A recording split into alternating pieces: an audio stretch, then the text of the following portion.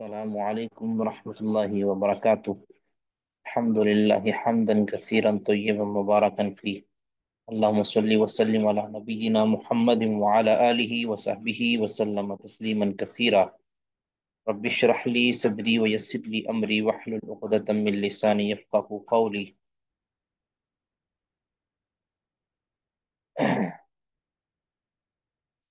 باب قول الله تعالى أنزله بعلمه والملائكة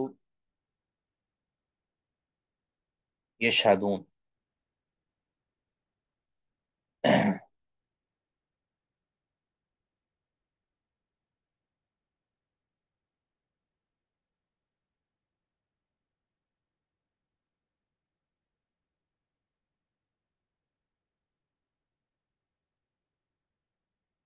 اللہ نے نازل کیا ہے اس قرآن کو، انزلہ، اللہ نے اسے یعنی قرآن کو نازل کیا ہے۔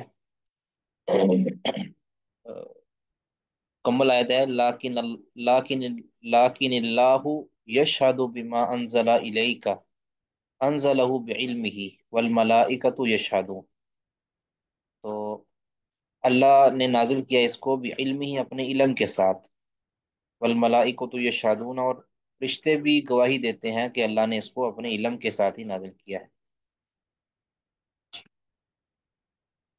اللہ یہاں اس باب کے اندر امام بخاری رحمہ اللہ، اس کے آگے الفاظ بھی، امام بخاری رحمہ اللہ یہ ثابت کرنا چاہ رہے ہیں کہ اللہ رب العزت کا جو نزول یعنی نازل کرنا، انزال، یہ اللہ تعالیٰ کی صفتیں ہے۔ یعنی انزال کلام الہی، انزال قرآن، یہ اللہ رب العزت کی صفت ہے، اللہ تعالیٰ نازل کرتا ہے۔ تو قال مجاہد بن جبر تابعی وہ بیان کرتے ہیں کہ یتنزل الامر بینہن، کہ بینہن بین السماء، یعنی یتنزل الامر بینہن، اب یہ سورۃ طلاق کی آیت نمبر 12 ہے نا، کہ معاملات نازل ہوتے ہیں، یعنی امر سے مراد یہاں امر اللہ، اللہ کا حکم نازل ہوتا ہے، بینہن، ان کے درمیان، کن کے درمیان؟ تو یہ تفسیر اس کی بیان کرنے بین السماء السابعۃ والارض السابعۃ، یعنی ساتویں آسمان سے ساتویں زمین کے درمیان اللہ کا یہ حکم یہ نازل ہوتا ہے۔ تو اپنا اللہ تعالیٰ اپنا حکم نازل کرتا ہے، اپنا قرآن نازل کرتا ہے، اپنی وحی، اپنا پیغام نازل کرتا ہے۔ تو یہی امام بخاری رحمہ اللہ کی یہاں مراد ہے۔ کمل آیت جو ہے نا صورت، یہ ہے کہ اللہ الذی خلق سبع سماوات، خلق سبع سماوات ومن الارض مثلہن یتنزل الامر بینہن۔ اللہ وہ ذات ہے جس نے 7 آسمانوں کو پیدا کیا اور 7 زمینوں کو ہی، من الارض مثلہن، اتنی ہی زمینوں کو اللہ نے پیدا کیا، یتنزل الامر بینہن، معاملات اللہ کا حکم نازل ہوتا ہے ان کے درمیان۔ کہتے ہیں الامر سے مراد امر اللہ۔ اس کی سمجھ آ گئی جی؟ اللہ کا صفت انزال جو ہے وہ یہاں ثابت کرنا ہے، انزال کلام، اللہ قرآن کو نازل کرتا ہے، یا صرف انزال، اللہ اپنے حکم کو نازل کرتا ہے، اپنے امر کو نازل کرتا ہے، اپنے کلام کو نازل کرتا ہے۔ تو انزال مراد ہے، صفت انزال، اور یہ حقیقتاً ہوتا ہے۔ اس میں اس کے کئی یعنی لزوم ہے، پھر اس سے لازم یہ آتا ہے اللہ رب العزت کی ذات بلند ہے، علو اللہ تعالیٰ کو حاصل ہے، اور یہ بھی ہوتا ہے کہ اللہ تعالیٰ کا جو یہ نازل کردہ امر ہے یہ حقیقی ہے، یہ حقیقی ہے، یہ نفسی نہیں ہے۔ یہ اللہ رب العزت کا جو کلام نازل ہوتا ہے یہ حقیقی ہے، اس کو سنا جاتا ہے اور آگے پہنچایا جاتا ہے۔ جی پڑھیں گے جی، بسم اللہ کریں گے، تاجور صاحب پڑھیں گے۔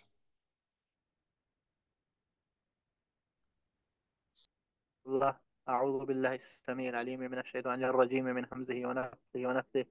قال الإمام حدثنا مسدد قال حدثنا أبو الأحوص قال حدثنا أبو إسحاق الحمداني عن البراء بن آزب أنه قال قال رسول الله صلى الله عليه وسلم يا فلان إذا أويت إلى فراشك أي فلان جب تو آئے اپنے بستر کی طرف فقل تو کہا کر اللہم اسلمت نفسی الیک تو یہ ووجہت وجہی الیک فلاں فلاں سے مراد یہ برا بن عازب رضی اللہ تعالی نہیں، اس سے مراد برا ہی ہے،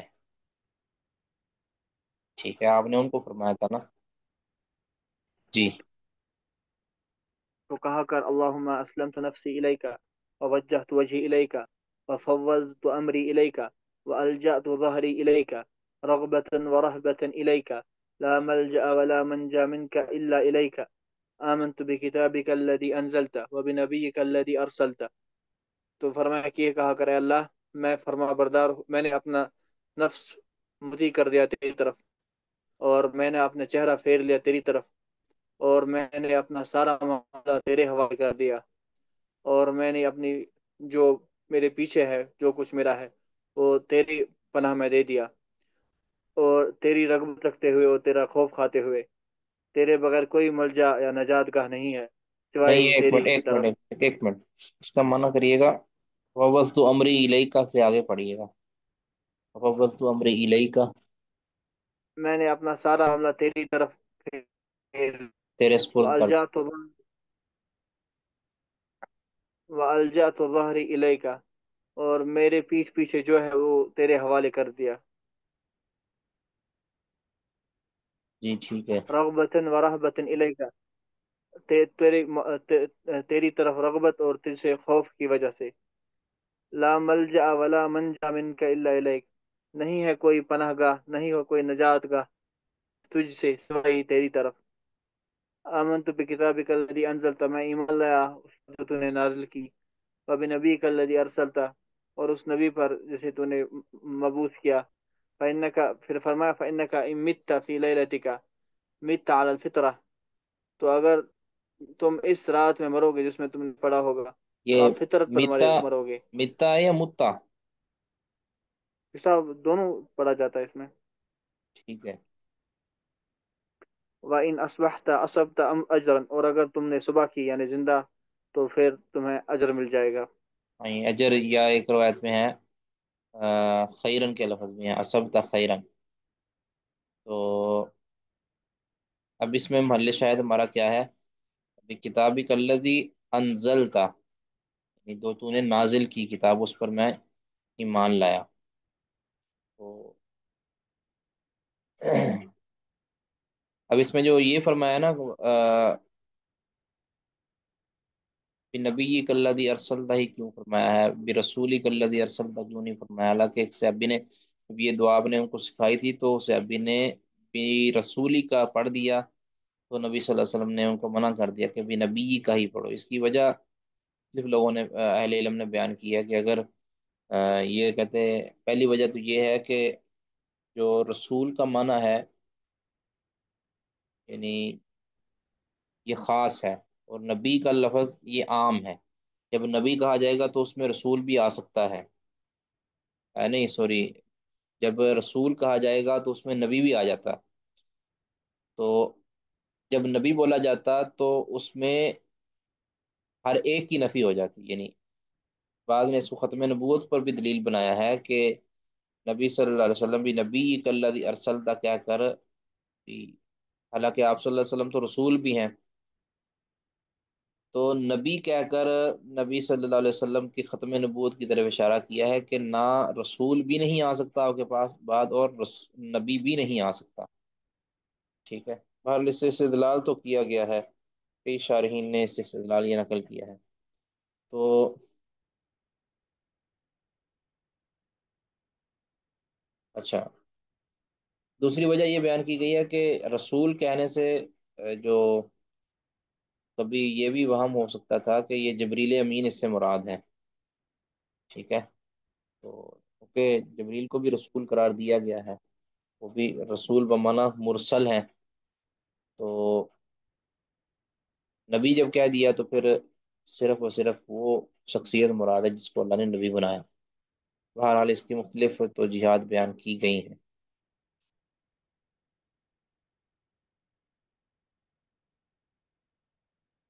जी आगे पढ़ेंगे जी। जी कौन पढ़ेंगे आगे? आरिफ साहब पढ़िएगा।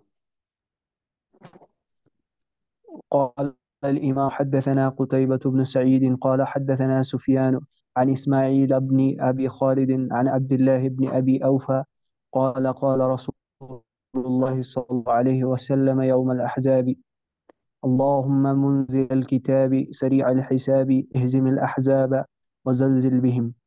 نبی صلی اللہ علیہ وسلم نے غحاب کے دن کہا: اے اللہ، کتاب نازل کرنے والے، حساب جلدی لینے والے، جماعتوں کو اہزم یعنی ان کو شکست دے دے. ہاں ان لشکروں کو جو ہمارے مخالف جمع ہو چکے ہیں، ان کو تو شکست خوردہ کر دے، زلزل بہم، اور ان کو جھنجھوڑ ڈال، یعنی ان کو تباہ کر دے. یہ منزل الکتاب ہے نا، یہ ہمارا مول شاہد ہے، منزل الکتاب. یہ منزل الکتاب یہ ہمارا مول شاہد ہے، ایک کتاب کو نازل کرنے والے. آگے زاد الحمیدی، حمیدی نے یہ الفاظ زیادہ کیے ہیں، یعنی طیبہ بن سعید کی مطابق حمیدی نے کی ہے نا، اللہ بن زبیر الحمیدی، امام بخاری کے استاد. کہتے ہیں انہوں نے جب یہ روایت مجھے بیان کی تو انہوں نے اس میں کچھ زیادتی کی ہے. زیادتی اب یہ ذرا اس کو سمجھیں آپ. سمجھتے ہیں نا کہ کبھی سند میں زیادتی ہوتی ہے، کبھی متن میں ہوتی ہے، کبھی الفاظ کے سیغوں کے اندر بھی زیادتی ہوتی ہے. یعنی اب سفیان نے یہاں کیا ہے، ان سے بیان کیا ہے، تو حمیدی رحمہ اللہ کہتے ہیں حدثنا سفیان قال حدثنا ابن ابی خالد قال یعنی سما بالتسلسل، سند وہی ہے لیکن ادھر آن کے سیگے سے کے ساتھ ہے اور ادھر سما کی صراحت کے ساتھ ہے. تو یہ زیادتی جو ہے یہ کہہ لیں آپ، زیادہ جو ہے نا یہ زیادتی کس کی ہے؟ سیگوں کی زیادتی ہے، سیگہ سما کی زیادتی ہے. ٹھیک ہے، یہ ایک اصطلاحی فائدہ ہے. جی آگے پڑھیں جی، کون پڑھیں گے؟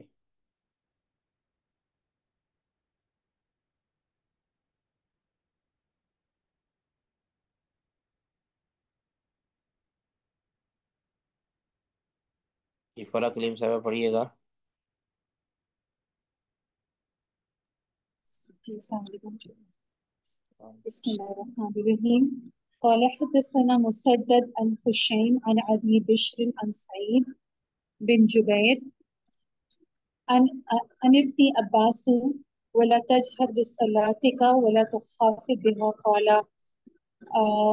یعنی کہ یہ جو آیت ہے ولا تجہر بصلاتک ولا تخافت، اس کے بارے میں بیان فرمایا ہے. قولا وہ کہتے ہیں ہاں یعنی اس آیت کا معنی ہے ولا تجہر بصلاتی کا، اور اپنی نماز کے ساتھ آپ جہر نہ فرمائیں. ولا تخاطب ٹھیک بیا، ہے، نہ اس میں بالکل ہی یعنی خوب آہستہ. اور بالکل ہی آہستہ، یعنی نہ بہت آواز نماز پڑھاتے ہوئے آپ بلند کریں اور نہ ہی نماز کے دوران آپ آواز کو بالکل دھیما کر لیں. یعنی آپ درمیانہ سا جو ہے نا وہ قرات کریں، درمیانی سی قرات کریں جب نماز پڑھا رہے ہوں صحابہ کو، یا صحابہ کے ساتھ پڑھ رہے ہوں یا نماز کے اندر قرآن پڑھ رہے ہوں، تو آپ نہ اونچا پڑھیں زیادہ، نہ ہی بالکل آہستہ. یعنی اتنا اونچی پڑھیں کہ آپ کے جو قریب ہیں، قریب صحابہ ہیں، وہ سن لیں بات، جو ہے آواز آپ کی باہر نہ جائے، جس سے مشرکین قرآن پاک کو اور اللہ رب العزت کو یہ برا بلا کہتے ہیں. قالا آگے پھر کیا کہتے ہیں عبداللہ بن عباس؟ قولا وہ کہتے ہیں کہ انزلت، یہ آیت نازل کی گئی، ورسول اللہ صلی اللہ علیہ وسلم متوارن بمکہ، یعنی آپ صلی اللہ علیہ وسلم مکہ میں جب چھپ کے عبادت کرتے تھے. ہاں چھپ کے. فقان اذا رفع صوته، جب وہ بلند آواز میں مطلب عبادت آواز کرتے، بلند کرتے ہیں. جی جی اپنی آواز بلند کرتے، سمع المشرکون، مشرکین جو تھے وہ سنتے تھے ان کی آواز کو. فسب القرآن، فسب القرآن، وہ قرآن کو برا بلا یعنی بولتے. برا بلا کہتے تھے. हाँ, बुरा भला कहते थे कुरान को। वमन अनजलहू, और जिस पर नाजिल किया इसको, नहीं, बस यानी इसके नाजिल करने जिसने, वाले को। वमन अन, हाँ, जिसने नाजिल किया उसको। जी, उसको। वमन जा बिही, और इसके लाने वाले को भी बुरा भला कहते थे। वक़ाल यानी अल्लाह जिब्रील को, ताला, यानी यानी जबरील अमीन को भी बुरा भला कहते हैं। वक़ाल अल्लाह ताला, और अल्लाह ताला फरमाते हैं, वला तजहर बिसलातिका, ना बुलंद करो अपनी आवाजों को, वला तुखाफित, और ना बिल्कुल यानी कि आहिस्ता पढ़ो।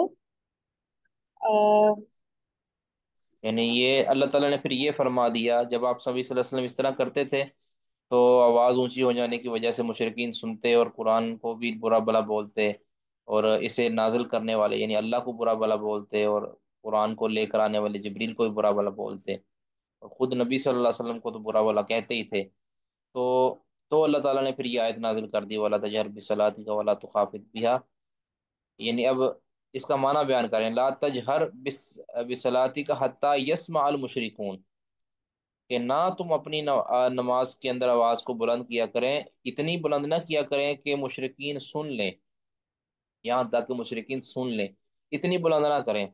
वला तुखाफित बिहा, और ना इसको बहुत हल्का करें, अन असहाबी का, अपने साथियों से, आपके जो करीब साथी हैं उनसे भी बिल्कुल इतना हल्का ना कर दें कि वला तुस्मिउहुम, कि आप उनको सुना ही ना सकें, यानी इतनी पस्त आवाज़ ना कर लें कि उनको आप आपकी आवाज़ सुनाई ही ना दे। वब तगी बैन ज़ालिका सबीला, और आप इसके दरमियान रहें। वब तगी, और इख्तियार करें, बैन ज़ालिका, इसके दरमियान, सबीला, रास्ता, यानी इसके बैन बैन आवाज़ आपकी होनी चाहिए। किस तरह की? अस्मिअहुम, आप उनको सुनाएं, वला तजहर, और ज़्यादा ऊंची आवाज़ ना करें, हत्ता यअखुज़ू अनकल कुराना, इतना उनको सुनाएं कि हत्ता, यहाँ तक कि वो आपसे कुरान अखज़ कर लें, यानी वो आपसे कुरान सुन लें सहाबा कराम। इससे ज़्यादा आप ऊंची आवाज़ ना करें, दरमियाना सा रास्ता रखें, बहुत ऊंची ना करें। ठीक है। तो इसमें जो हमारा मल शायद वो क्या है, उनजिलत भी है, वमन अनजलहू ये भी है, वमन जा अभी भी आया, ज़ाहिर है वो भी है ना, कि अल्लाह रब्बुल इज़्ज़त ने, यानी नबी सल्लल्लाहु अलैहि वसल्लम, सॉरी, सहाबी ने, अब्दुल्ला बिन अब्बास, आप जानते हैं ये मुफस्सिर सहाबी हैं, सबसे ज़्यादा तफसीर को जानने वाले सहाबी। तो इन्होंने ये बात की है कि वो गाली देते थे, किसको? बुरा भला कहते थे कुरान को नाजिल करने वाले। इसका मतलब है कि अल्लाह रब्बुल इज़्ज़त ने कुरान नाजिल किया है, तो इंजाल, सिफ़त इंजाल अल्लाह रब्बुल इज़्ज़त की साबित हो रही है। किसी का इसमें कोई सवाल तो वो कर सकते हैं जी। इसका भी मुतवारिन क्या है, मुतवारिन? जी, मुतवारिन का मतलब छुप कर, छुपते थे, छुपे हुए थे, यानी अभी खुले आम नबी सल्लल्लाहु अलैहि वसल्लम इबादत के लिए नहीं जाते थे। तवारा या तवारा से है ना, मुतवारिन में क्या, ये मुख्तफिन। जी शेख साहब, जज़ाकुमुल्लाह खैर।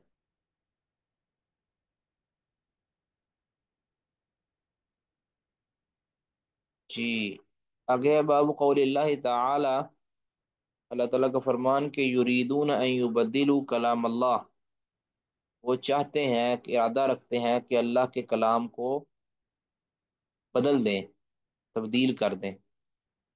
अब ये कमल आयत सूरत फतह की 15 नंबर आयत है। सयक़ूलुल मुख़ल्लफ़ून इज़ा इंतलक़्तुम इला मग़ानिम लितअख़ुज़ू ज़रूना नत्तबिअकुम युरीदून अन युबद्दिलू कलाम अल्लाह, वो अल्लाह के कलाम को तब्दील करने का इरादा रखते हैं। ठीक है। अच्छा, आगे फरमाया जी, इन्नहु लक़ौलुन फ़स्ल, आज हमने पढ़ा है कि बेशक ये फैसला कुन, फैसला करने वाली, फैसल किताब, फैसल कलाम है। इन्नहु लक़ौलुन फ़स्ल, ये फसल कलाम है, आई हक, यानी सच कलाम है, सच्ची कलाम है, हक और बातिल में फ़र्क करने वाली। वमा हुआ बिल हज़ल, और ये हाजिल कलाम नहीं है, आई बिल्लाब, यानी ये खेल तमाशे वाली کلام نہیں ہے۔ تو اس میں یہ امام بخاری رحمہ اللہ اس باب میں ثابت یہ کرنا چاہ رہے ہیں کہ اللہ رب العزت کا کلام ہے، اور یہ کلام اللہ کا حقیقی اللہ تعالیٰ کلام کرتے ہیں۔ پیچھے بھی یہ بات امام بخاری رحمہ اللہ نے ثابت کی ہے، اور یہاں بھی یہ ثابت کر رہے ہیں کہ اللہ رب العزت کا کلام ہے۔ اب جو ہے یریدون ان یبدلوا کلام اللہ، کہ وہ اللہ کے کلام، اب اللہ کا کلام ہے، حقیقی کلام ہے جو اللہ نے تکلم کیا ہے اور اس کو سنا گیا ہے، جبریل نے سنا ہے اور آگے جا کے سنایا ہے۔ یہ کلام نفسی نہیں ہے، اس پر ہم نے بات کر دی تھی کہ اللہ رب العزت کا حقیقی کلام کا معنی کیا ہے۔ یہ کلام نفسی نہیں ہے، اس کو اللہ نے صوت و حروف کے ساتھ کلام کیا ہے، یعنی جب اللہ نے اس کو جبریل کو سنایا تھا تو آواز بھی پیدا ہوئی تھی، اور اس میں حروف بھی اللہ نے یہ کلام کیے تھے، حروف بھی پیدا ہوئے تھے، ٹھیک ہے۔ اور اس میں یہ بھی ہے، سابق اور لاحق بھی، یعنی جب اللہ نے کلام کیا تھا تو مثال کے طور پر بسم اللہ الرحمن الرحیم اللہ نے کلام کیا تو اس میں با پہلے پڑھی ہے اور بسم اللہ پہلے پڑھی ہے، الرحمن بعد میں آیا ہے۔ یعنی یہ نہیں کہ ایک ہی بار کلام کر دیا اللہ تعالیٰ نے، یک بارگی کلام کیا، ایسا نہیں، اللہ نے اس کو کلام کیا جس طرح انسان کلام کرتے ہیں۔ تو ایک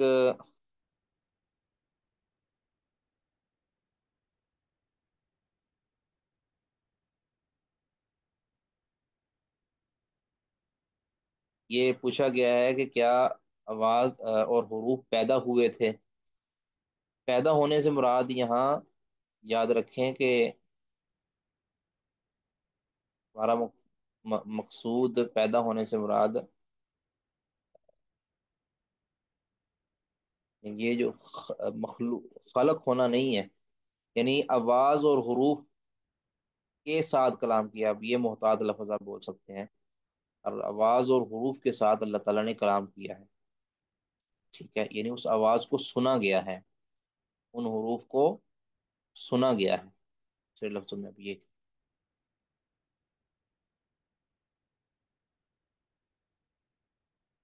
اچھا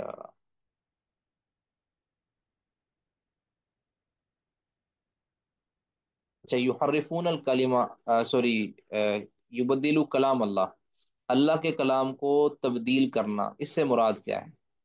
تبدیلی ایک تو ہے کہ اللہ تعالیٰ کے کلام کے الفاظ کو تبدیل کر دینا، جس کو ہم کہتے ہیں کہ تحریف لفظی، یا تحریف لفظی۔ ایک ہوتی ہے تحریف معنوی، اللہ کے الفاظ کو کے معانی کو تبدیل کر دینا، یعنی یہ اس کا معنی ثابت ہے، اس حقیقی معنی کو بدل کر کسی اور معنی کی طرف لے جانا، جس کو ہم تحریف کہتے ہیں۔ یہ تبدیل لفظی یا تبدیل معنوی یا تحریف لفظی اس کو کہتے ہیں۔ یہ دونوں سارا کی اللہ تعالیٰ نے خصلت بیان کی ہے نا، یحرفون الکلم عن مواضعہ، وہ کلام کو اس کی جگہوں سے بدل دیتے ہیں، ٹھیک ہے۔ تو قرآن پاک کے جو الفاظ ہیں اس کو تو تبدیل نہیں کیا جا سکتا، اس کے اندر تو اللہ تعالیٰ نے اس کو محفوظ کر لیا ہے۔ تو اور جو کلام کی معنوی تحریف ہے اس کو بھی اللہ رب العزت نے حفاظت بخشی ہے، لیکن عام طور پہ لوگوں کی جرت ہوئی ہے کہ وہ تعریف معنوی کا ارتکاب کیے، یعنی کر بیٹھے ہیں، اگرچہ اس کو جو حق والی جماعت ہے انہوں نے اس سے بھی اس کو بچایا ہے، لیکن نسبتاً قرآن پاک کی جو معنوی تحریف یہ زیادہ کی گئی ہے لفظی کے اعتبار سے۔ تو لفظ تو سارے ہی مانتے ہیں تقریباً، علاوہ روافظ کے تقریباً سارے ہی کہتے ہیں کہ اللہ تعالیٰ کا یہ کلام ہے، جو مسلم فرقے ہیں، یعنی خود کو مسلم ڈکلیئر کرنے والے جو فرقے ہیں، ان میں سے سارے ہی کہتے ہیں کہ اللہ کا قرآن اللہ رب العزت کا کلام ہے اور اللہ رب العزت کی طرف سے محفوظ ہے، علاوہ جو ہے چند غالی روافظ کے۔ تو باقی معانی کے اندر تحریف کے مرتکب ہوئے ہیں، بہت بہت بڑے بڑے نام جو ہے نا وہ تحریف کے مرتکب ہوئے ہیں۔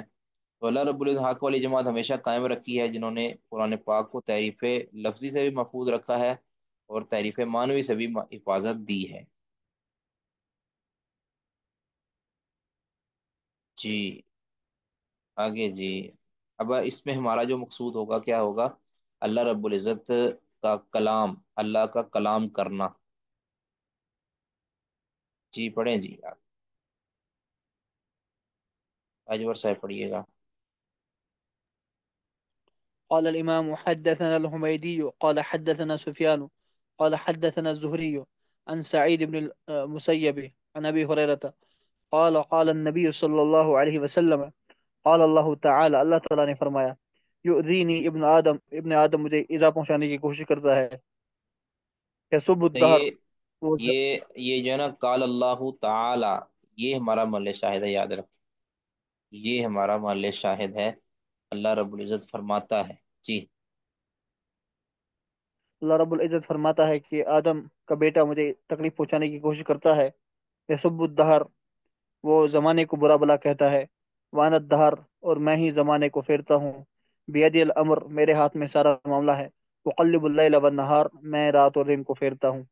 اب انا الدہر کا وضاحت ہو گئی ہے، انا مدبر الدہر یا انا اقلب الدہر، انا مقلب الدہر، یہ درمیان میں معذوف ہے، کیونکہ زمانہ اللہ رب العزت کے اسماء میں یا اللہ تعالیٰ کی صفات میں بالکل زمانہ نہیں ہے، کیونکہ اس کی تدبیر کرنے والا اللہ ہے، تو زمانے کو برا کہنا، وقت کو برا کہنا، یہ گویا اس مدبر کو برا کہنا ہے کہ اس نے تدبیر صحیح نہیں کی۔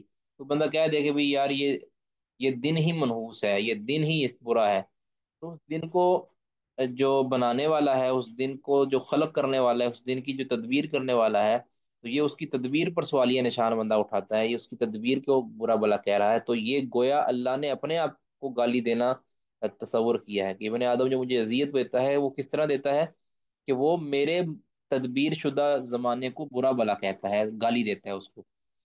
وہ انا الدہر، میں ہی زمانے والا ہوں، یعنی انا صاحب الدہر یا انا مقلب الدہر، انا مدبر الدہر، بید الامر میرے ہاتھ میں ہی معاملات ہیں، یعنی تمام امور ان کے سارے کے سارے معاملات میرے ہاتھ میں ہیں، یعنی میں ہی کرتا ہوں، تو پھر جب میں کرتا ہوں تو میرے نظام کے اوپر مثال کا وہ سورج کو برا والا کہنے لگے بھی سورج کا یہ جو نظام ہے یہ ٹھیک نہیں ہے، پھر اس کا مطلب ہے کہ اللہ رب العزت کو برا بلا کہہ رہا ہے کہ اللہ نے یہ نظام صحیح نہیں بنایا۔ اس طرح دیگر جو معاملات ہیں تو یہ درست نہیں ہے، اس میں بس اللہ رب العزت سے دعا کرنی چاہیے کہ اللہ تعالیٰ دن اور رات کے یہ نظام کو صحیح رکھے اور ہمارے معاملات کو صحیح رکھے، بس اللہ تعالیٰ اس معنی کے اندر زمانے کو برا بلا کہہ کے یا زمانے کو منحوس قرار دے کے اللہ رب العزت کے بارے میں، یعنی اللہ تعالیٰ کے نظام کو برا بلا کہہ کے اللہ تعالیٰ کو برا بلا نہیں کہنا چاہیے۔ قلب اللیل والنہار، میں دن رات کو پھیرتا ہوں۔ آگے جی پڑھیں جی آگے۔ قال حدثنا أبو نعيم قال حدثنا الأعمش عن أبي صالح عن أبي هريرة عن النبي صلى الله عليه وسلم قال يقول الله عز وجل اللہ سبحانہ وتعالی فرماتا ہے الصوم لی وانا اجزی به، روزہ میرے لیے ہے اور میں اس کی جزا دوں گا، یدع شہوتہ واکلہ وشربہ او یہ شربہ من قال اجلی۔ یقول اللہ تعالیٰ، یہ ہمارا محل شاہد ہے کہ اللہ تعالیٰ فرماتا ہے، یہ اللہ کلام کرتا ہے، الصوم لی، روزہ میرے لیے ہے، مطلب کہ یہ میرے اور بندے کے درمیان ایک راز ہے، بندے نے اس کو اخلاص کے ساتھ رکھا ہے یا نہیں رکھا، یہ جو یعنی اس کی جو نیت ہے اس کا علم میرے پاس ہے۔ اب ایک شخص نے روزے کی نیت کی ہوئی ہے یا نہیں کی ہوئی، کوئی پیمانہ نہیں ہے اس کو دیکھنے کا، جانچنے کا، اس نے کس مقصد کے لیے کیا ہے، کس کو راضی کرنے کے لیے، یہ سارا کچھ اللہ تعالیٰ نے، یہی اس کی درست تعبیر لگتی ہے کہ الصوم لی کا مطلب کیا ہے، وَأَنَا أَجْزِي بِهِ، اور میں ہی اس کی جزا دوں گا، تو یہ الفاظ بتاتے ہیں کہ اس کی جزا یعنی اتنی ہے کہ جس کی ذمہ داری اللہ تعالیٰ نے کسی کو نہیں دی، ٹھیک ہے۔ حدیث میں بھی آتا ہے نا کہ اللہ تعالیٰ فرماتے ہیں کہ ابن آدم کے سارے اعمال لکھو تم سوائے روزے کے، فَإِنَّهُ لِي وَأَنَا أَجْزِي بِهِ، ٹھیک ہے آگے جی۔ يدع شهوته وأكله وشربه من أجلي، وہ اپنی شہوت اور اپنا کھانا پینا میری وجہ سے چھوڑ دیتا ہے. والصوم جنہ، اور روزہ ڈال ہے. وللصائم فرحتان، گناہوں سے بھی ڈال ہے، اور قیامت کے دن جہنم سے بھی ڈال ہے. اور روزے دار کے لیے دو خوشیاں ہیں. فرحت حین یفطر، ایک خوشی تو وہ جب وہ افطار کرے. یعنی افطار، فرحت ایک تو حین یلقى ربه. افطار کے وقت خوشی جو ہے نا، اس کا معنی کیا ہے کہ ایک تو ہے کہ اللہ تعالیٰ کی جو نعمتیں جو اس نے روک رکھی تھیں اپنے آپ سے، اس کو اس سے سیراب ہو کر اس کو یعنی اس کو تناول فرما کے وہ خوشی محسوس کرتا ہے. اس سے بڑی خوشی اس کو یہ ہوتی ہے کہ وہ اللہ کے اس فرض کو ادا کرنے کی اس کو توفیق ملی ہے. جو اس کو دل کے اندر خوشی ہوتی ہے نا کہ میں نے یہ اللہ کے اس فرض کو، یا اللہ تعالیٰ کی خوشنودی کے اندر رکھے گئے نفلی روزے کو میں نے پایہ تکمیل تک پہنچا دی ہے، اور اب میں اس روزے کو مکمل کرنے کی طرف جا رہا ہوں، یعنی مکمل کر چکا ہوں. تو یہ ایک خوشی اس کو ہوتی ہے. اور وفرحتن اندہ، یا ہاں جی وفرحتن، حين يلقى ربه، جب اپنے رب سے. جب اپنے رب سے اور خوشی ملاقات جو کرے گا، یعنی اس کی جو اللہ تعالیٰ کے فضل و کرم کو جب دیکھے گا نا، روزے کی وجہ سے اس کو حاصل ہوگا، اور اس اپنے انعام کو دیکھے گا، اپنے اس نیکی کے ثواب کو دیکھے گا، تو اس ٹائم اس کو بڑی خوشی ہوگی کہ میں روزہ رکھتا رہا. جی. ولا خلوف في ولا خلوف فم الصائم أطيب عند الله من ريح المسك. اور یقیناً روزے دار کے منہ کی بو اللہ کے ہاں مسک کستوری کی خوشبو سے بھی زیادہ طیب ہے. یعنی روزے دار کی جو بو، یہ جب انسان کا معدہ خالی ہو نا، اس وقت ایک بدبو اٹھتی ہے معدے سے. ٹھیک ہے، معدہ خالی ہو تو اب لوگ تو اس کو ناپسند کرتے ہیں، لیکن اللہ کے ہاں اس خوشبو کی جو کہ حقیقت میں بدبو ہوتی ہے، اس کی یعنی اس بو کی جو دونوں کو شامل ہو جاتے ہیں نا، بو کا لفظ خوشبو کو بھی اور بدبو کو دونوں کو شامل ہوتا ہے، تو اس کی بو اللہ کے ہاں بڑی فضیلت والی ہے کہ وہ مسک کے برابر ہے. کیونکہ یہ خوشبو، یہ بو جو ہے، یہ اللہ رب العزت کو راضی کرنے کی وجہ سے اپنے معدے کو خالی کرنے کے نتیجے میں پیدا ہوئی ہے. کہ اللہ کی رضا کے لیے وہ بھوکا رہا ہے نا، تو وہ بھوک کی وجہ سے پیدا ہونے والی جو بو ہے، اللہ نے اس کو یہ فضیلت دے دی ہے. اندازہ کیجئے کہ یہ اللہ رب العزت کا کرم ہے. اس طرح آتا ہے نا حدیث میں بھی کہ جو شہید، اس کا خون اللہ رب العزت کے ہاں اتنی قیمت والا ہوگا جس نے شہادت حاصل کی ہے، یا جو زخمی ہوا ہے اللہ رب العزت کی راہ میں، تو اس کا زخم ہرا بھرا ہوگا، اور وہ اللہ تعالیٰ کے سامنے آئے گا. اس کا اس کی جو خون سے جو بو آئے گی، تو وہ اللہ کے یہاں مسک یعنی کستوری کی طرح خوشبو آئے گی. تو یہ اللہ تعالیٰ اپنے مومن بندوں کو جو اس کی اطاعت و فرمان برداری کے لیے کچھ کرتے ہیں، ان کی یعنی ایسی چیز کو کہ جو دوسروں کے لیے بے شک وہ کچھ حیثیت نہیں رکھتی، لیکن اللہ تعالیٰ کی ہاں وہ بڑا وزن رکھتی ہے. تاکہ آپ یہ بھی کہہ سکتے ہیں، اس نتیجہ یہ بھی نکال سکتے ہیں کہ جو پسینہ انسان اللہ کے راضی کرنے کے لیے نکالتا ہے نا، وہ پسینہ بھی اللہ کے ہاں بڑی قدر و قیمت والا ہے. ایک پسینہ جس سے انسان بدبو محسوس کرتا ہے، ساتھ والا بدبو محسوس کرتا ہے، لیکن اگر یہ پسینہ اللہ رب العزت کی فرما برداری اور الہی کلمت اللہ کے لیے آیا ہے، اس کی بھی بڑی قیمت ہے، معمولی نہیں ہے. اس طرح وہ تھکاوٹ کہ جس تھکاوٹ سے انسان کا جسم چور و چور ہو جاتا ہے، اس تھکاوٹ کی اللہ کے یہاں بڑی قیمتیں ہیں. یعنی جو بندہ اللہ کے لیے خود کو یعنی مشکل میں ڈالتا ہے، اس کی قیمت تو پھر لگتی ہے. تو اس میں وہی مولے شاید پہلے بتا دیا کہ یقول اللہ تعالی. آگے جی پڑھیں گے. آگے کون پڑھیں گے جی؟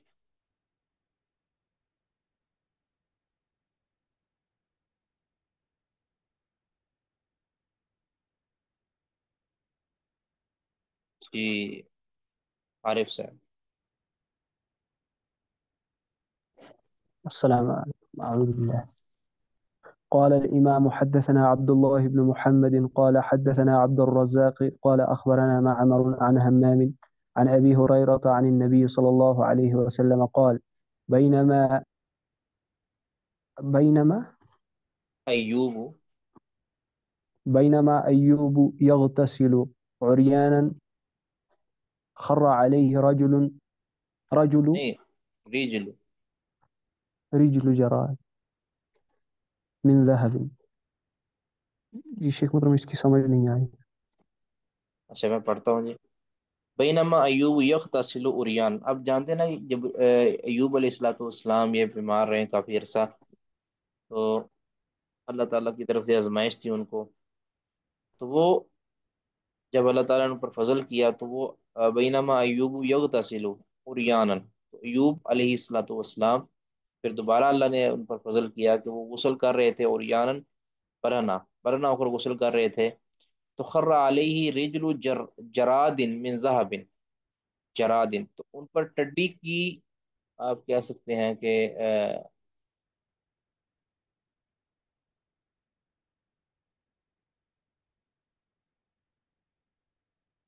ان پر یعنی ٹڈی دل جو ہوتی ہے نا وہ گرنے لگی. من ذهب، سونے کی، یعنی سونے کی ٹڈیاں جو ہے نا ان پر گرنے لگیں.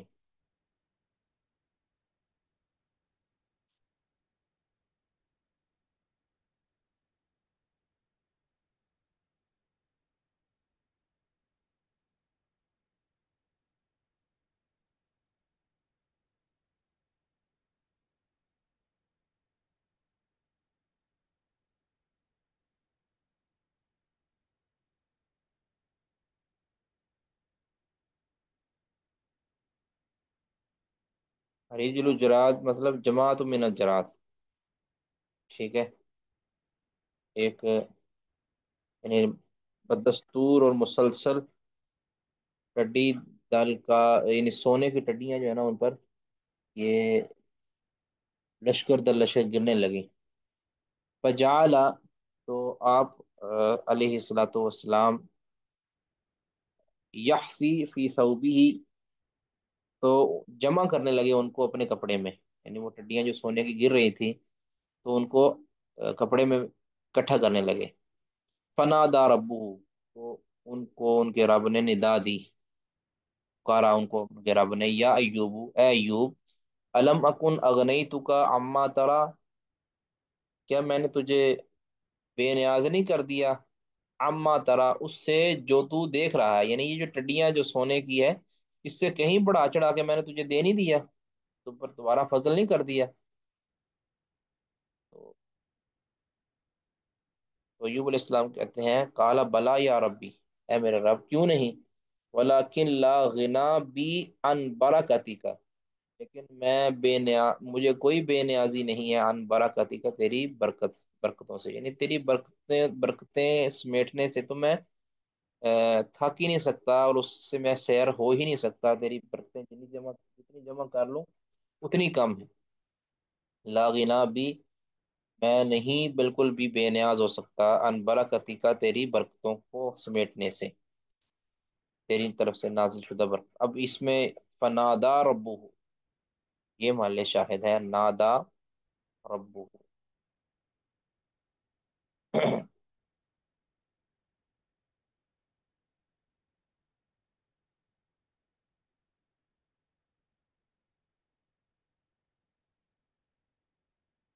اللہ رب العزت نے ندا دی ہے، کارا ہے ایوب. تو یہ ندا حقیقی تھی، اللہ تعالیٰ کا کلام کرنا یہ حقیقی ہے. آگے حدثنا اسماعیل قال حدثنی مالک عن ابن شہاب عن ابی عبد الله الاغری عن ابی هریرة ان رسول الله صلی اللہ علیہ وسلم قال ينزل ربنا تبارک وتعالى كل ليلة الى السماء الدنيا. ہمارا رب تبارک و تعالی ہر رات آسمان دنیا کی طرف نزول فرماتا ہے، حین یبقى ثلث اللیل الآخر، جب رات کا آخری تہائی بچ جاتا ہے، یعنی رات کا تہائی حصہ جب آخری تہائی بچ جاتا ہے. اب جانتے ہیں نا تہائی حصہ کیا مراد ہے، یعنی نماز، یعنی غروب شمس سے لے کر طلوع فجر، یعنی فجر کے اذان تک کا جو وقت ہے اس کو تین حصوں میں تقسیم کر دینا ہے. جو اس کا آخری حصہ ہوگا نا وہ مراد ہے، اس ٹائم اللہ رب العزت آسمان دنیا پر نزول فرماتے ہیں۔ فیقولو، اور کہتا ہے اللہ تعالیٰ کہ من یدعونی، کون ہے جو مجھے پکارے، فاستجیب لہ، تو میں اس کی پکار کا جواب دوں۔ کون ہے جو مجھ سے دعا کرے، میں اس کی دعا کو قبول کروں۔ میں یس، اس کو آپ میں یس النی، کون ہے جو مجھ سے سوال کرے گا، فعوت یہو، تو میں اس کو عطا کر دوں گا۔ میں یستغفر لی، میں یستغفرنی، کون ہے جو مجھ سے استغفار کرے، مجھ سے معافی مانگے، فاغفر لہ، تو میں اس کو معاف کر دوں۔ یہ اللہ تعالیٰ نزول فرماتے ہیں، اور یہ اللہ تعالیٰ کا نزول حقیقی ہے۔ تو اس میں محل شاہد کیا ہے؟ جب نزول فرماتے ہیں تو فیقول، تو اللہ تعالیٰ فرماتا ہے۔ اب یہ اللہ تعالیٰ حقیقتاً فرماتا ہے، اللہ تعالیٰ حقیقتاً کلام کرتا ہے، تو اللہ تعالیٰ کا نزول حقیقی ہے۔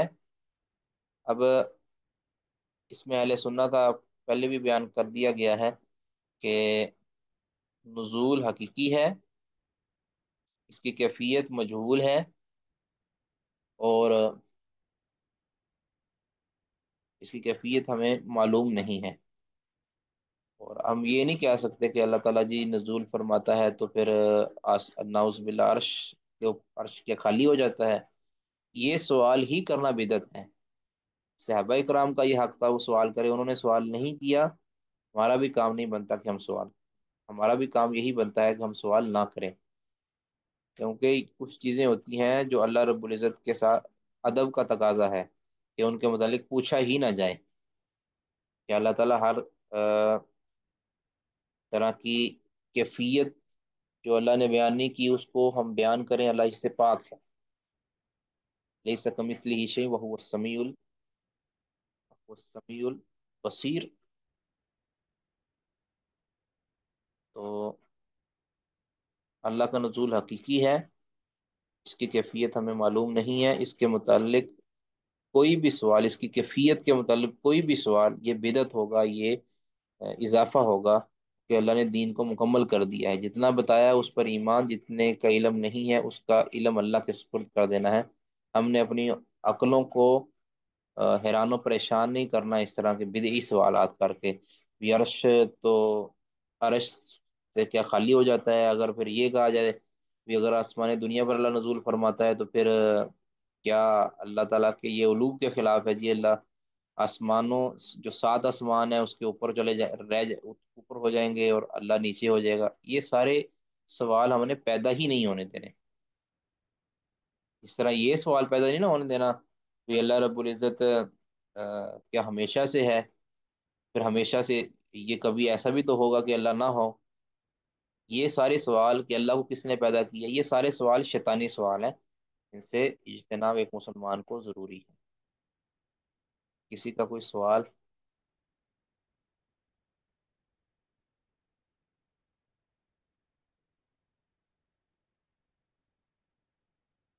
جی آگے پڑھیں گے جی، تاجور صاحب پڑھیے گا۔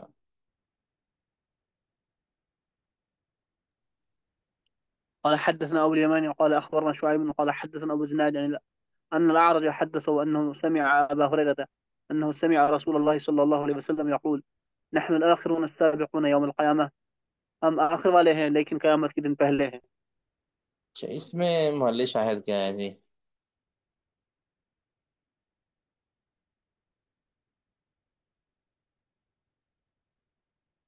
جی یہ سب میں دیکھتا ہوں۔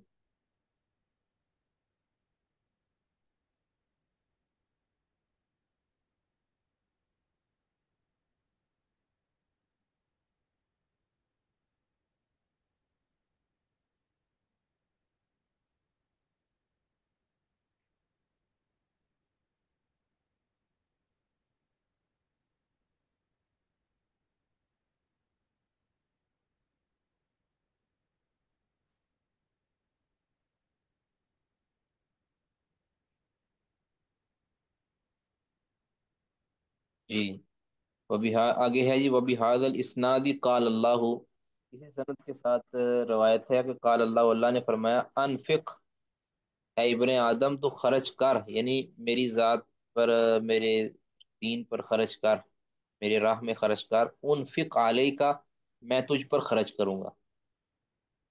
اب اس میں تو محل شاہد ہے نا، قال اللہ، اللہ تعالیٰ فرماتے ہیں۔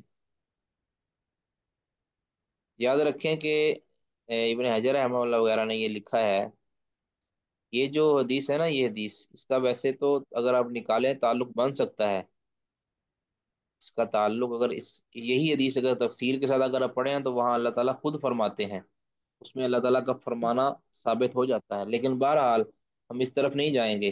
امام بخاری رحمہ اللہ کئی جگہ پہ یہ ان حدیثوں کو اکٹھا لے کر آئے ہیں، کئی جگہ پہ ان دونوں حدیثوں کو کبھی اس کا اختصار کر دیتے، اس کا اختصار کر دیتے ہیں، کبھی اس کا اختصار کر دیتے ہیں، یہ اکٹھا لے کر آئے ہیں کیونکہ دونوں کی سندیں سیم ہیں، دونوں حدیثیں الگ الگ ہیں، دونوں کی سندیں سیم ہیں، تو اس طرح کر دیتے ہیں۔ ایک اور بھی مقامات پر امام بخاری رحمہ اللہ نے اس طرح کیا ہے، تو کبھی اس حدیث کا متن تھوڑا ذکر کر دیا، اس کا ابتدائی حصہ ذکر کر دیا اور سند مکمل ذکر کر دیا، اور کبھی اس کا جو ہے نا ایک ٹکڑا ذکر کر دیا اور سند حذف کر دی، کبھی اس کا کچھ حصہ ذکر کر دیا اور اس کا مکمل حصہ ذکر کر دیا، تو یہ سنی ہے امام بخاری رحمہ اللہ کا کہ جو دونوں حدیثیں انہوں نے اسی سند کے ساتھ سنی تھی، تو انہوں نے پھر ان دونوں حدیثوں کو جمع کر دیتے ہیں جہاں بھی یہ معاملہ کہیں استدلال آتا ہے، تو اسی سند کے ساتھ تھی ابو ہریرہ سے ہی،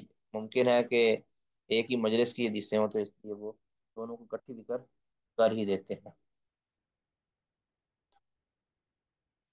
واضح جی؟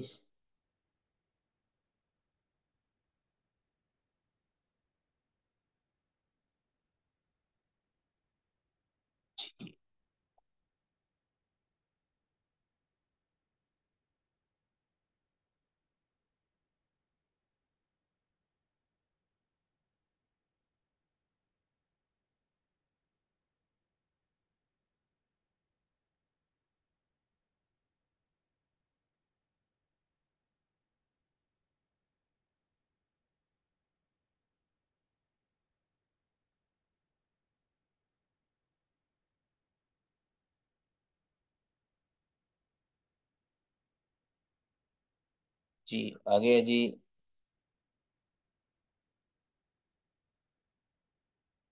القنوت، المسألۃ التاسعہ، القنوت، نواں مسئلہ ہے قنوت کے بارے میں۔ اختلاف فی القنوت، قنوت کے بارے میں فقہا کا اختلاف ہوا ہے۔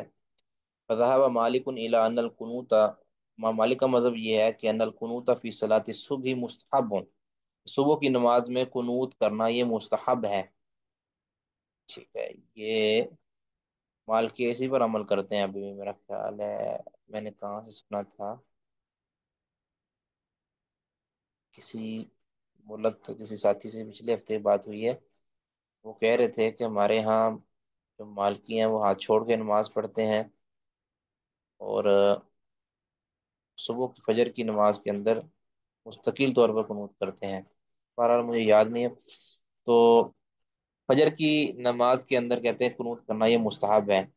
وذهب الشافعی الی انہا سنت، اور امام شافعی کا مذہب یہ ہے کہ یہ سنت ہے، یعنی سنت اور مستحب کے اندر فرق سمجھیں کہ مستحب ہونے کے لیے نبی صلی اللہ علیہ وسلم کا عمل کرنا یہ ضروری نہیں ہے، ٹھیک ہے، سنت ہونے کے لیے نبی صلی اللہ علیہ وسلم کا عمل کرنا ضروری ہوتا ہے، سنت ہر سنت مستحب ہی ہوتی ہے، لیکن جو مستحب کا درجہ ہے یہ سنت سے نیچے ہے، بس اوقات کوئی عمل شریعت کی نظر میں مستحب ہوتا ہے، وہ نبی صلی اللہ علیہ وسلم کا معمول نہ ہونا اس کا ضروری نہیں ہوتا۔ مثال کے طور پر اذان جو ہے یہ، اب اذان تو خیر سنت ہے نا،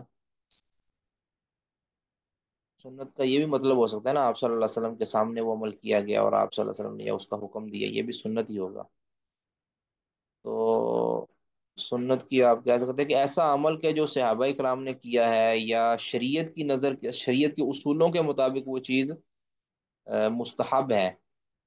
مثال کے طور پر آپ کہہ سکتے ہیں جی کوئی بھی یعنی ایسا عمل کے جو یعنی شریعت میں اضافے کا باعث نہ بنے، لیکن وہ کسی خارجی دلیل کے ساتھ اس کو ہم دین کے لیے مستحب کہہ دیں، دین کے لیے بہتر کہہ دیں، تو وہ مستحب ہی ہوتا ہے۔ وہاں صحابہ کرام کا کوئی عمل ہے، اگر وہ نبی صلی اللہ علیہ وسلم کے کسی عمل کے خلاف نہیں ہے تو وہ مستحب ہی ہوگا، ٹھیک ہے۔ تو اب امام شافی کہتے ہیں کہ لانہ سنت، ان کے یہ عمل سنت ہے۔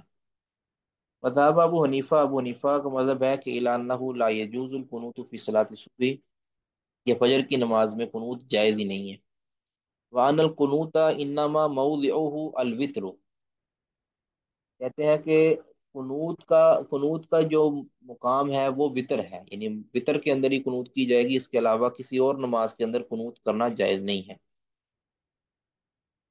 یہ قنوت نازلہ کی بات ہو رہی ہے، یاد رکھیں، قنوت نازلہ وطر کے اندر ہی کہتے ہیں قنوت نازلہ کی جا سکتی ہے، تو اس کے علاوہ فجر کے اندر یا کسی اور نماز کے اندر، اور قنوت یہ کی جاتی ہے کسی بھی نماز کی آخری رکعت کے اندر، رکوع کے بعد یا رکوع سے پہلے، یہ الگ مسئلہ۔ تو کہتے ہیں کہ قنوت کی جو مقام ہے وہ وطر ہے۔ وقال قوم، اور ایک قوم کا نے کہا ہے کہ بل یقنتو فی کل صلاۃ، یا یقنتو یقنتو فی کل صلاۃ، کے نمازی ہر نماز کے اندر ہی قنوت کرے گا۔ وقال قوم، اور ایک قوم نے کیا کہا ہے، لا قنوت الا فی رمضان، کہ قنوت صرف اور صرف رمضان کے مہینے میں ہے، رمضان کے علاوہ کہیں قنوت نہیں ہے۔ وقال قوم، اور ایک قوم کہتی ہے کہ بل فی النصف الاخیر منہ، کہ رمضان کا جو دوسرا نصف ہے نا، 15 رمضان کے بعد، اس وقت صرف قنوت کی جا سکتی ہے۔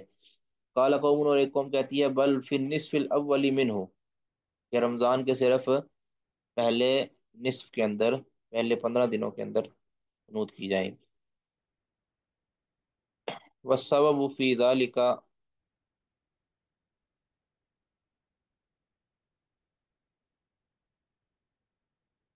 والسبب فی ذلک اختلاف الآثار المنقولۃ، اس بارے میں اختلاف کا سبب، اس کا سبب جو اس اختلاف کا سبب کیا ہے، اختلاف الآثار المنقولۃ، منقول آثار کا مختلف ہونا، فی ذالک، اس بارے میں جو منقول آثار ہیں، عن النبی صلی اللہ علیہ وسلم، نبی صلی اللہ علیہ وسلم سے، جو نبی صلی اللہ علیہ وسلم سے مروی روایات کا مختلف ہونا، یہ ایک وجہ ہے۔ وقیاس بعض الصلوات، وقیاسی وقیاس بعض الصلوات، اور بعض نمازوں کو قیاس کرنا، فی ذالک، اس بارے میں، علی بعض، بعض پر، یعنی اس بارے میں جو جن نمازوں کے متعلق نص آئی ہے نا، ان نمازوں کو دوسری نمازوں پر قیاس کرنا، اس بارے میں، آنی التی قنت فیہا، یعنی وہ نمازیں کہ جس میں نبی صلی اللہ علیہ وسلم نے قنوت کی ہے، اس کو قیاس کرنا، التی، ان نمازوں پر، لم یقنت، جس میں آپ نے قنوت نہیں کی ہے۔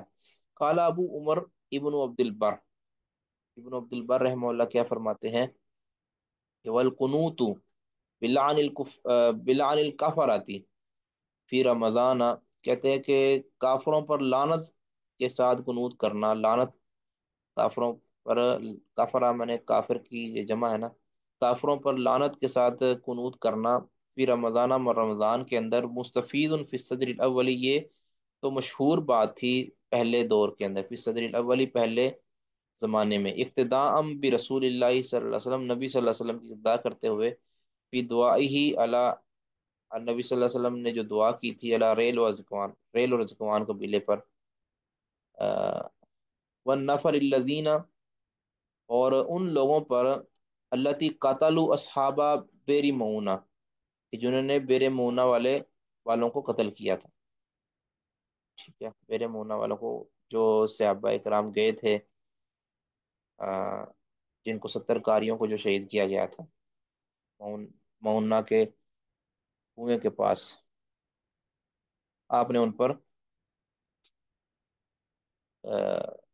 ریل اور زکوان اور ان قبیلوں پر آپ نے لعنت کی تھی اور دعا کی تھی، ان کے خلاف قنوت کی تھی۔ تو اس قنوت کی ابتدا کرتے ہوئے پہلے زمانے کے سلف نے کافروں پر رمضان میں لعنت کہنا مستفیض حد تک کی ہے۔ وقال اللیث بن سعد، لیث بن سعد جب کہ کہتے ہیں کہ ما قنت، نہیں میں نے قنوت کی، منذ اربعین عامن او خمسۃ و اربعین، میں نے 40 سال سے یا 45 سال سے قنوت نہیں کی، الا وراء امام، مگر اس امام کے پیچھے، یقنتو جو قنوت کرتا ہے۔ قال اللیث، لیث کہتے ہیں، واخذت فی ذلک بالحدیث الذی، میں نے اس بارے میں دلیل لی ہے اس حدیث سے، الذی جاء عن النبی، کہ جو نبی صلی اللہ علیہ وسلم سے آئی ہے، کہ انہ قانت شہرا او اربعین، کہ آپ صلی اللہ علیہ وسلم نے 1 مہینہ یا 40 دن آپ صلی اللہ علیہ وسلم نے قنوت کی، یدعو لقوم، آپ ایک قوم کے لیے، ایک قوم کے حق میں دعا کر رہے تھے، ویدعو علی آخرین، اور دوسروں کے حق میں، دوسروں کے خلاف دعا کر رہے تھے، یعنی بد دعا کر رہے تھے، حتی انزل اللہ تبارک و تعالی علیہ معاتبا، حتیٰ کہ اللہ تعالیٰ نے آپ صلی اللہ علیہ وسلم کو ڈانٹتے ہوئے آپ پر یہ نازل کر دیا، لیس لک من الامر شیء، آپ کو معاملے میں کوئی اختیار حاصل نہیں ہے، یعنی آپ بد دعا کر رہے تھے نا کہ اللہ فلاں پر لعنت کر دے، اللہ فلاں پر لعنت کر دے، تو اللہ تعالیٰ نے پھر آپ کو منع کر دیا کہ آپ، یعنی یہ لعنت کن کے بارے میں، یہ ریل زکوان کے بارے میں نہیں، یہ تھا ان کے بارے میں، اتبا شیبہ وغیرہ کے بارے میں، جو بدر کے اندر مارے گئے تھے، یا کچھ نہ کچھ مسلمان بھی ہو گئے تھے۔ انزل، اللہ تعالیٰ نے نازل کر دیا کہ لیس لک من الامر شیء او یتوب علیہم، کیا یہ نہیں ہو سکتا کہ اللہ ان پر توبہ کر لے، او یعذبہم، یا ان کو عذاب دے دے، فإنہم ظالمون، کیونکہ وہ ظالم ہیں۔ ترک رسول اللہ صلی اللہ علیہ وسلم القنوت، تو نبی صلی اللہ علیہ وسلم نے پھر قنوت کو ترک کر دیا، فما کانت بعدها حتی لقی اللہ، تو اس کے بعد نبی صلی اللہ علیہ وسلم نے اللہ سے ملاقات تک قنوت نہیں کی۔ قال، کہتے ہیں، فمنذ، جب سے، حملت هذا الحدیث، جب سے میں نے یہ حدیث حاصل کی ہے، یعنی یہ حدیث میں نے سنی ہے، نقل کی ہے، لم اقنت، تو میں نے پھر قنوت نہیں کی اس کے بعد، کہتے ہیں یہ سمجھتے ہیں کہ قنوت منسوخ ہو گئی ہے، لہذا کوئی قنوت نہیں ہے، جبکہ یہ بات درست نہیں ہے، نبی صلی اللہ علیہ وسلم نے قنوت کی ہے، صحابہ نے بھی قنوت کی ہے۔ کہتے ہیں لم اجید ہو فی حادث سیاق مجموع فی حدیث مبل فی احادیث، یہ جو مختلف حدیثوں سے مل کر یہ بنایا، لیکن ایک ہی حدیث کے اندر یہ ساری بات نہیں ہے۔ بہرحال قنوت کی جا سکتی ہے، لیکن اس کو ہر نماز کے ساتھ کر دینا یا ہمیشہ کرنا، یہ رائج نہیں ہے، جب بندہ محسوس کرے، اب جس طرح ابھی ظلم ہو رہا ہے بیت المقدس کے پاس، تو ابھی قنوت کی جا سکتی ہے، اس طرح کبھی بھی دشمن کی طرف سے، یا کبھی کبھار بندہ سنت کو پورا کرنے کے لیے قنوت کر لے، بالخصوص فجر کی نماز میں، تو یہ درست ہے، اس پر عمل ہو جانا چاہیے، صحابہ کرام سے قنوت کرنا ثابت ہے۔ جی، کہتے ہیں، قال فهو مذهب یحییٰ بن یحییٰ، یہ یحییٰ بن یحییٰ اللیثی ہے غالباً، یہ یحییٰ بن یحییٰ لیثی ہیں، جی، ان کا یہ مذہب ہے، یہ مالکی ہے۔ قال القاضی، قاضی کہتے ہیں، وَلَقَدْ حَدَّثَنِي الْأَشْيَاخُ، کچھ شیاخ نے مجھے بیان کیا کہ انہو، کچھ بزرگوں نے مجھے بیان کیا کہ انہو کان العمل علیہ مسجد ہی اندنا بقرطبہ، کہ قرطبہ میں کسی پر عمل تھا، مسجد ہی، یعنی یحییٰ بن یحییٰ لیثی کی مسجد میں غالباً اسی پر عمل رہا ہے، وہ انہو استمر الى زماننا او قریب من زماننا، اور اسی پر ہمارے زمانے تک عمل جاری رہا، او قریب من زماننا، یا ہمارے زمانے کے قریب تک اسی پر عمل جاری رہا ہے۔ وخرج مسلم عن ابی ہریرہ، ابو ہریرہ سے مسلم نے تخریج کیا کہ ان نبی صلی اللہ علیہ وسلم کانا فی صلاۃ الصبح، نبی صلی اللہ علیہ وسلم نے فجر کی نماز میں قنوت کی، ثم بالغنا، پھر ہم تک یہ بات پہنچی کہ نو تارک ذالک، پھر نبی صلی اللہ علیہ وسلم نے اس کو ترک کر دیا، لما نازلت، جب یہ آیت نازل ہوئی، لیس لک من الامر شیء او یتوب علیہم، وخرج عن ابی ہریرہ، اور امام مسلم نے ہی تخریج کی ہے ابو ہریرہ سے کہ انه كان في الظهر والعشاء تاخیرتی،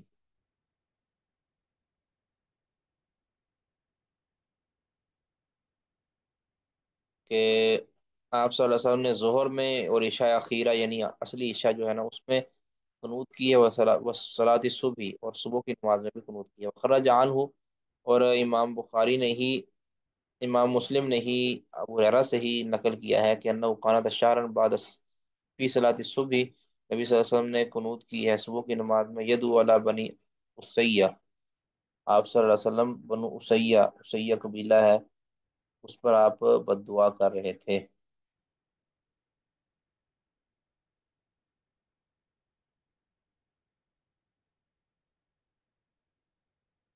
ٹھیک ہے، آگے یہ وختلف فیما یقنط به، اب آگے یہ اختلاف ہے کہ کن الفاظ کے ساتھ وہ قنوت کرے گا۔ اچھا، ہاں، کن الفاظ کے ساتھ قنوت پڑے گا اس میں اختلاف ہے۔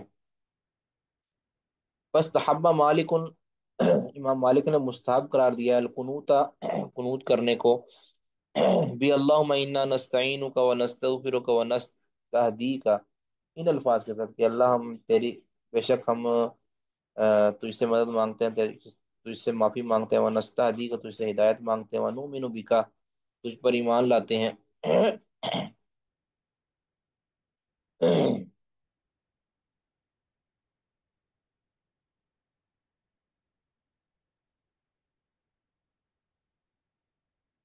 ونخنع لک، اس کا معنی کیا ہے جی؟ ونخنع لک، اور میں معنی اس کا دیکھ کے بتاتا ہوں آپ کو بعد میں۔ ونخالع، اور ہم یعنی جدا ہوتے ہیں ہر ایک سے، ونترک من یکفرک، اور ہم ہر اس سے کو ترک کرتے ہیں جو تیرا کفر کرے۔ اللہم ایاک نعبد، اے اللہ ہم تیری ہی بات کرتے ہیں، وَلَکَ نُصَلِّی وَنَسْجُدُ، تجھے تیرے لیے نماز پڑھتے ہیں، سجدہ کرتے ہیں، وَإِلَيْکَ نَسْعَىٰ، تیری طرف بھاگتے ہیں، وَنَحْفِدُ، اس کا بھی بتاتا ہوں میں بات، وَنَرْجُو رحمتک، ہم تیری رحمت کی امید رکھتے ہیں، وَنَخَافُ عذابک، اور تیرے عذاب سے ہم ڈرتے ہیں، ان عذابک بالکفار ملحق، بے شک تیرا عذاب کافروں کو لاحق ہونے والا ہے۔ کہتے ہیں وَيُسَمِّيهَا اہل العراقی السورتین، کہتے ہیں اسے اہل عراق والے اس کو سورت سمجھتے ہیں، یہ قرآن پاک کی صورتیں ہیں، سورتین، دو صورتیں اس کو قرار دیتے ہیں۔ ویروا انہا فی مصحف ابی بن کعب، اور یہ بھی روایت کیا گیا کہ یہ ابی بن کعب کے مصحف میں ہے، لیکن یہ بالکل بے حقیقت دنیا کی بات ہے، یہ بالکل بے حقیقت ہے کہ یہ بالکل بھی سرے سے یہ قرآن پاک نہیں ہے۔ اللہم انا نستعینک، وقال الشافعی و اسحاق، ہم شافعی اور اسحاق کہتے ہیں کہ بلا، بلا یا بل، یا بل ہے، بلا نہیں، بل یقنط، بلکہ وہ قنوت کرے گا بھی اللہم اہدنی واہدنا فی من ہدیت وعافنا فی من عافیت، اللہ ہمیں ہدایت یافتہ، اپنے ہدایت یافتہ بندوں میں شامل کر دے، ہمیں اپنے عافیت زدہ بندوں کو میں شامل فرما دے، وقینا شر ما قضیت، اور ہمیں جو تیرے فیصلے کے شر سے ہمیں محفوظ فرما لے، انکا تقضی، بے شک تو فیصلہ کرتا ہے، ولا یقضی علیک، تجھ پر فیصلہ نہیں کیا جا سکتا، تبارک ربنا، تو بابرکت ہے، وتعالیت، اور تو بلند ہے۔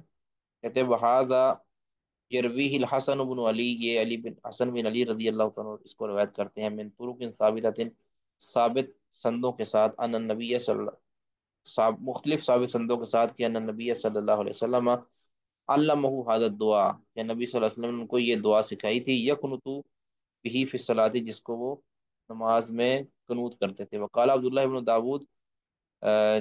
داود کہتے ہیں من لم یقنط بالسورتین فلا یصلی خلفہ،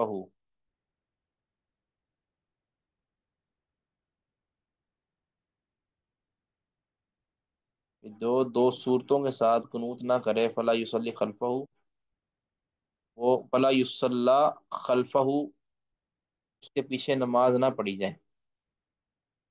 دو صورتوں سے مراد پھر وہی پیچھے والی لیتے ہیں جی، میرا خیال ہے اللہم انا نستعینک کا، پتہ نہیں اب یہ عبداللہ بن داود نے کہاں کہا ہے، واللہ اعلم، کوئی پتہ نہیں اس کا۔ وقال قوم، اور ایک قوم جو کہتی ہے لیس فی القنوت شیء موقوت، کہ قنوت کے بارے میں کوئی طے شدہ الفاظ نہیں ہیں۔ تو یہ دونوں الفاظ جو ہے نا یہ ثابت ہیں، یاد رکھیں، اللہم انا نستعینک کا یہ بھی ثابت ہے، اور اللہم مہدینا فیمن ہدیت یہ دونوں ثابت ہیں قنوت کے بارے میں۔ قنوت کے بارے میں یاد رکھیں کہ قنوت وطر ہو یا قنوت نازلہ ہو، ان کا حکم ایک ہی ہے تقریباً، قنوت وطر ہو یا قنوت نازلہ ہو، یہ دونوں، بس فرق یہ ہے کہ قنوت وطر جو ہے وہ وطر میں پڑھی جاتی ہے، اور قنوت نازلہ یہ کسی بھی قنوت وطر میں پڑھی جا سکتی ہے، اور دوسری نمازوں میں بھی کسی بھی نماز میں پڑھی جا سکتی ہے، نفل میں بھی پڑھی جا سکتی ہے قنوت نازلہ، ٹھیک ہے۔ تو کیا کہنا تھا میں نے، اچھا ہاں، یہ الفاظ کے معنی دیکھتے ہیں۔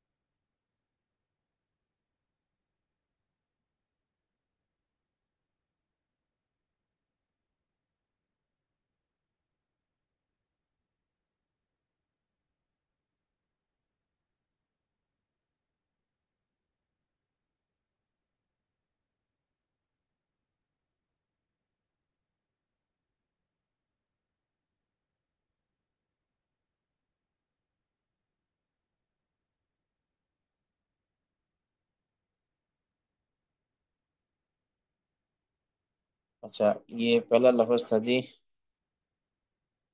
نحفظ کا، میں نے پہلے دیکھے، وَإِلَيْكَ نَسْعَىٰ، وَنَحْفِظ کا معنی ہے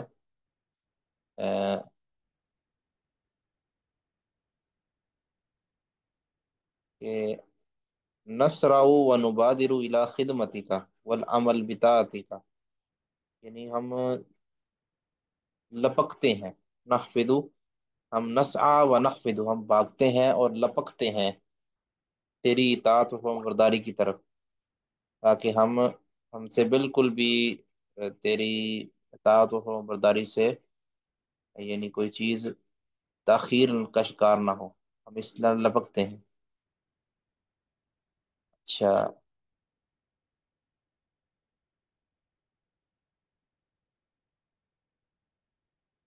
یہ لفظ کیا تھا، نخلو کا تھا یا نخنع لک، نخنع لک،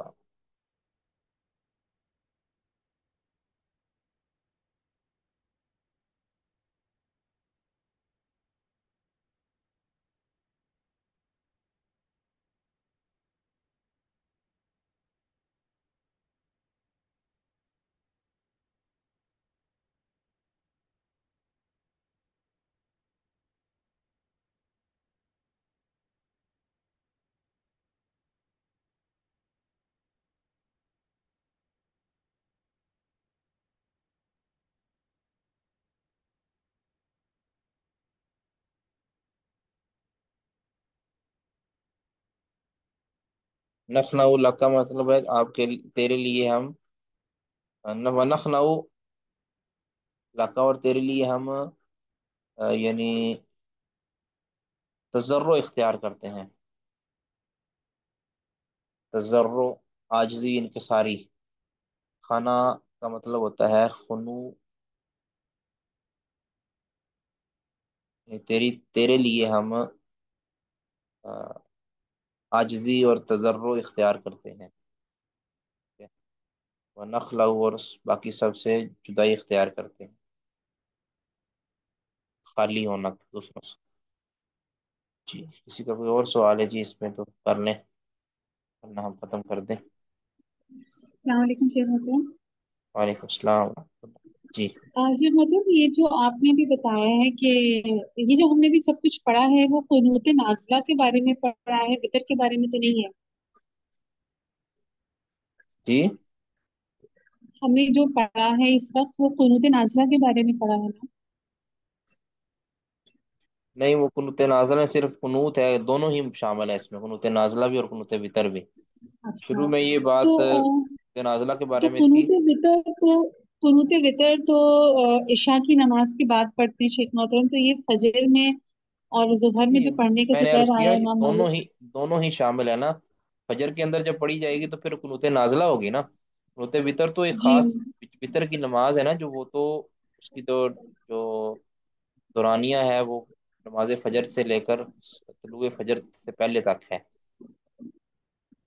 تو وقت کے تو ساتھ اس جس کا طرح۔ طریقہ شیخ محترم، اس کا طریقہ کیا جو دو فرض پڑھتے ہیں فجر میں اس کے آخری رکعت میں پڑھنی ہوتی ہے؟ ہاں جی، آخری رکعت میں پڑھنی ہے، اور رکوع اس کے سے پہلے بھی پڑھی جا سکتی ہے، رکوع کے بعد بھی پڑھی جا سکتی ہے۔ آخری، اچھا، صحیح صحیح ٹھیک